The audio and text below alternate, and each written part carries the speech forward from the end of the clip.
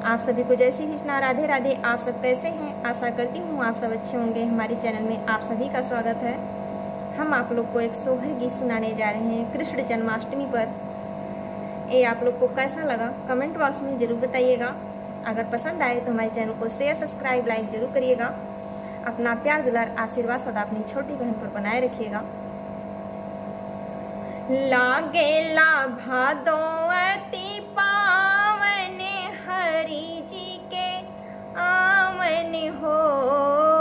लागेला भादो अति पावन, कान्हा जी के आवन हो। अरे जन्म लिए हैं नंद लाला, यशोदा जी के आंगन हो। अरे जन्म लिए हैं नंद लाला, यशोदा जी के आंगन हो।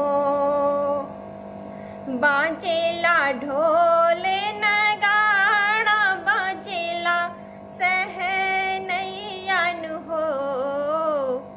बाजेला ढोल नगाड़ा, बाजेला सहनैयन हो।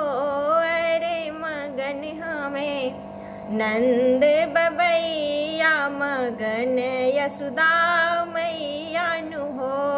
अरे मगन हमें नंद बबैया, मगन यशोदा मैया हो।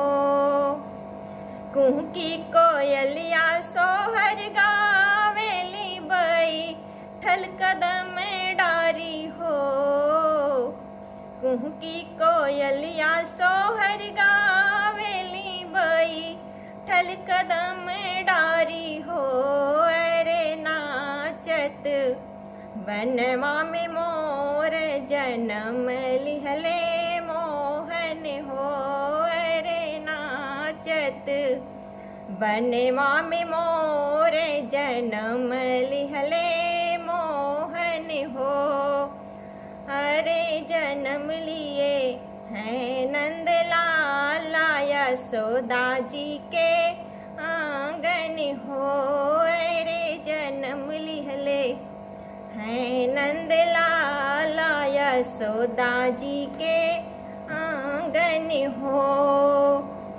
लागेला भादो अति पावन, हरि जी के आवन हो। लागेला भादो अति पावन, हरि जी के आवन हो। अरे जन्म लिए हैं नंद लाला, यशोदा जी के आंगन हो। अरे जन्म लिए हैं नंद लाला, यशोदा जी के आंगन हो। ये गीत आप लोग को कैसा लगा कमेंट बॉक्स में जरूर बताइएगा। फिर मिलेंगे अगले वीडियो में, तब तक के लिए जय श्री कृष्णा।